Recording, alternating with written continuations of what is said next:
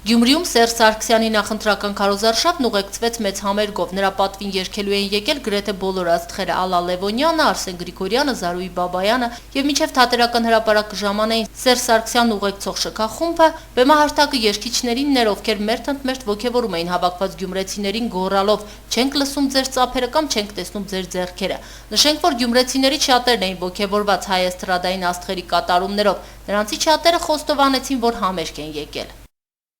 Համերգի Ինչի համար է։ Համերգի համար եք։ Առհասարակ մեր քաղաքում յուրահատուկ նախապատրաստություն էին տեսել նախագահի պատվին։ Նույնիսկ նրա այցից 2 ժամ առաջ, չնայած տեղացող անձրևին, ասֆալտապատվում էին փողոցների այն հատվածները, որոնցով երկրի նախագահի պատվիրակություններ անցնելու։ Իսկ թատերական հրապարակում, որտեղ պետք է տեղի ունենար քարոզարշավը, պետական հիմնարկների, դպրոցների, մանկապարտեզների, երաժշտական սպորտ դպրոցների եւ առողջապահական հիմնարկների աշխատակիցներին էին հավաքել։ Որ այսօր մեր երկրի նախագահն է գալիս, մեր իշխող կուսակցության նախագահն է գալիս եւ մեծ հաճույքով եկել է։ Մեզ ասել են երաշտագանից, որ մենք կանք իրանց տեսնենք։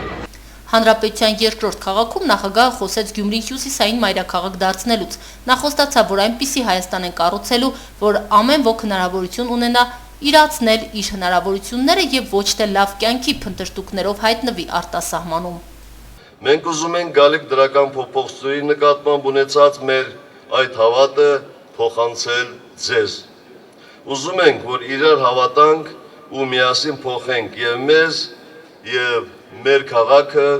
եւ մեր երկիրը։ Գյումրին համապետական ու հայկական նշանակություն ունեցող քաղաք է, ասաց Սերժ Սարգսյանը եւ հորդորեց քվեարկել ՀՀԿ-ի եւ նրա տեխնացուների Արման Սահակյանի եւ Աշոտ Աղաբաբյանի օգտին։ Վստահ եմ, որ եթե դուք ձեր քվեն տակ Սահակյանին եւ Աղաբաբյանին, ապա նրանք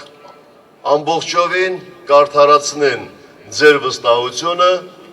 Ի նկատի ունենալով, որ Գյումրիում լարված ընտրություններ են սպասվում, արդեն իսկ որոշակի նախընտրական միջադեպեր են տեղի ունեցել, Սերժ Սարգսյանը խոստացավ այնպես անել, որ ընտրությունների օրը Գյումրիում ոչ մի արտառոց միջադեպ տեղի չունենա։ Սիրելի գյումրեցիներ, խնդրում եմ հիշեք, որ մայիսի 6-ին հաջորդելու է մայիսի 7-ը, 8-ը, 9-ը, 10-ը, այսինքն կյանքը շարունակվելու է, եւ այս ընտրությունները մեզ չպետք է թշնամացնեն իրար հետ։ Կյանքի մահվան խնդիր չի,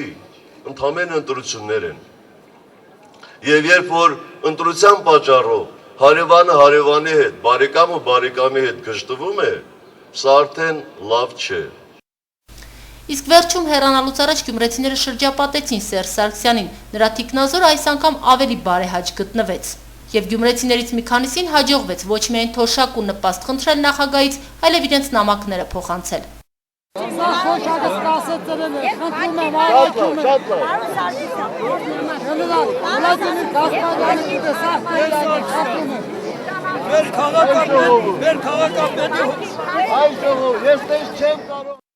Քրիստինա Մկրտչյան, Տիգրան Գասաբյան, Գալանյուս։